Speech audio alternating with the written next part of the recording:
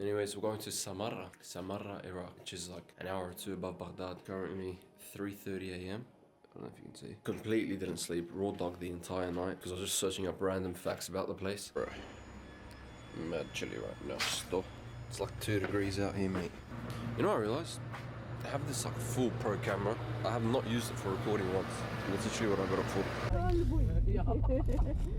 Where's puppies? How cute.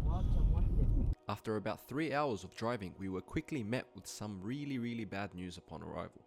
Came all the way here, literally for this. The big boy is out in the back over there. And guess what? It's closed. You can't even go up there. Sucks absolute ass, but what can you do?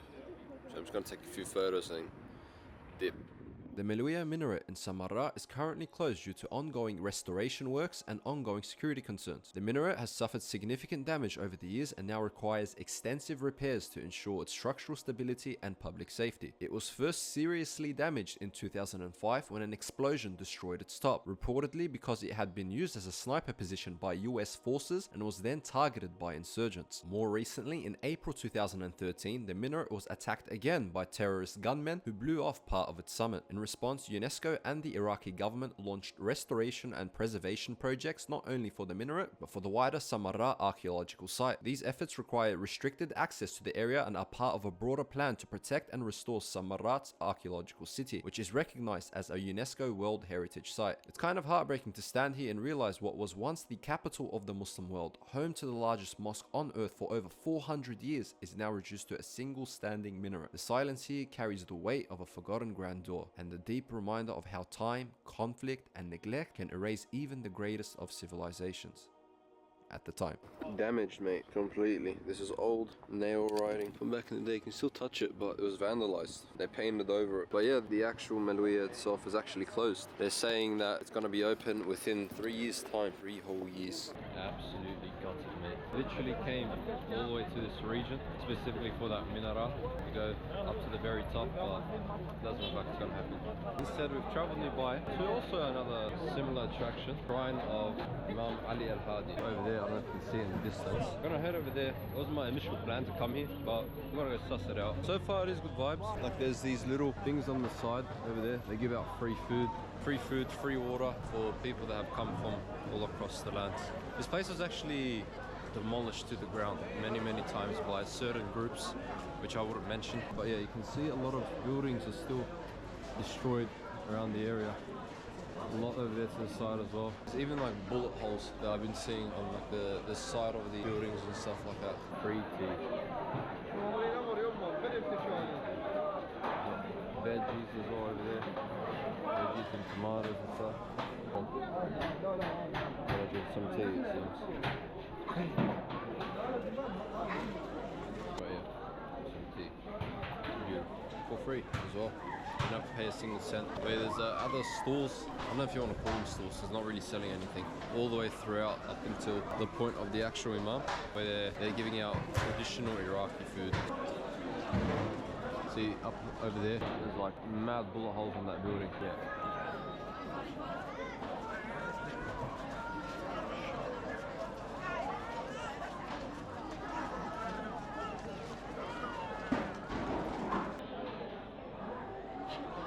But yeah, surprisingly, for an area that's been hit many times by bombs, the security here is quite low. They've been the friendliest by far, I'd say that. That's for sure. Not as many questions as I thought there would be about my camera gear and stuff like that. Usually they ask me a million questions and that sort of stuff, but nope, nothing of the sort. Kind of stuff. Bro, this tea slaps. Wallah is one of the best teas I've ever had. I'm not even joking. Apparently this entire region, what the locals are telling me, all of it was like flat, because literally they just kept bombing the shit out of it. Even everything you're seeing now, they had to do some mad remediation works to get it to what it's looking like now. Go suss out the inside, walk along the streets, and then go suss out the inside, see how beautiful it looks inside, because I don't doubt it is. One thing I've realized here, the Shia community know how to build mosques. They're good at it. Like, honestly, they should be in charge of the entire ummah, in my opinion. Bro, the designs are out of this world. Like the chandeliers, the domes, like everything, they just know how to do it. Still gutted about the whole Malwiyah situation straight up. I was literally up until 2-3 a.m. just researching random facts and history of the entire place, because not gonna lie, pre-Abbasid era, when it comes to Islam, I'm pretty well versed. But around the Abbasid era is where my knowledge starts to like dip. Yeah, I was trying to read into it to get a bit of a better understanding, so I know what I'm talking about.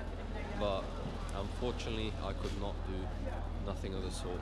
But apparently, it was the biggest mosque in the world at the time, up until it was destroyed by the Mongols in around 1200 AD. All I can really say. I don't even want to talk about it straight up. I don't want to remember that I couldn't go up there, but it is what it is. What can you do? You win some, you lose some at the end of the day. Alhamdulillah. The way I see it, God protected me from something else. Look at this. All that bomb. Apparently, there was the most recent attack was around 2015. There's been many threats and stuff in recent times, but security personnel here have been very active in deflecting those threats and people trying to cause harm. But there's clear reparation works happening here. Right now you can see people digging over there. There's a massive digger truck over here as well. They're trying to revive the city, make it a lot more appealing for tourists and people to come from all around the world. I don't know if you can see in the distance as well, some more destroyed minaret, the mosque. I see prior, but it's rebuilt. One thing I remember that I read as well yesterday night, the guy that built the Malwiyah mosque, it's not really called the Malwiyah mosque, but the mosque that we were supposed to go to, the Caliph of the Abbasid Caliphate at that time, actually imprisoned this Imam that we're going to now.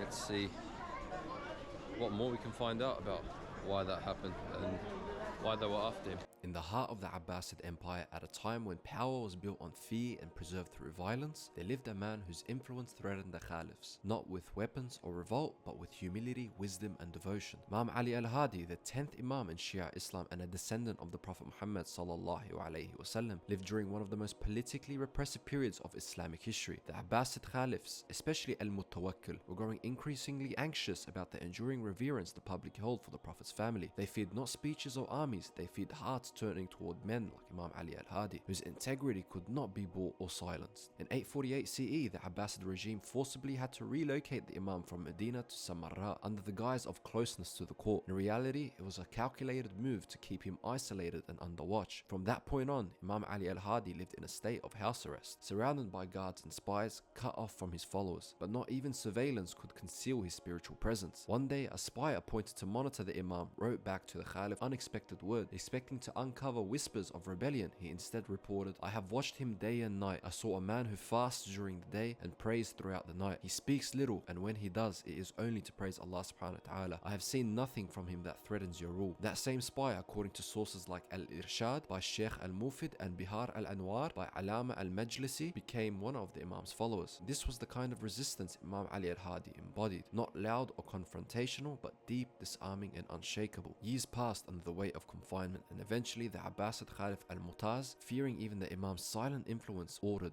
for his poisoning. Weakened by stress and isolation, Imam Ali al Hadi passed away in 868 CE, reportedly whilst in sujood, the most complete act of submission to Allah subhanahu wa ta'ala. They silenced his voice, but they couldn't touch his legacy. He was buried in Samarra, where his tomb would later become the Al-Askari shrine, shared with his son Imam Hassan al-Askari, the 11th Imam. That shrine would become more than a burial place. It would become a symbol, one that some would go to great lengths to destroy. In 2006, over a millennium after his death, extremists bombed the Imam's shrine in Samarra, an attack attributed to a major terrorist group in Iraq. The Golden Dome was destroyed, and with it, an entire country was pushed further into sectarian violence. A second bombing followed in 2007, targeting the minarets. These attacks were more than physical. They were symbolic. They were aimed at erasing memory, faith, and the very idea of spiritual resistance, and yet they failed. Despite the danger, millions of pilgrims continue to visit the shrine, some walking for days across Iraq's war-scarred landscape just to stand near the grave of a man who lived and died for God alone. Imam Ali al Hadi's death wasn't just a political assassination, it was an attempt to extinguish a light the Abbasids could never control. And today, centuries later, that light still burns, not in palaces or parliaments, but in the hearts of ordinary people. They don't remember him for power or politics, they remember him for patience, prayer, for a quiet dignity that refused to bend under tyranny. They remember a man who was stripped of his freedom, but never of his faith, and that is why his name still lives on, not just in history books, but in the footsteps of those who still walk to Samarra, carrying his legacy forward. Huh? لا ما يتشا ايش قاعد تسوي؟ شنو؟ من حطينا الاكل شفتي؟ هاي الاكل مجنن. هو شاف اللحم بعد ما خضروات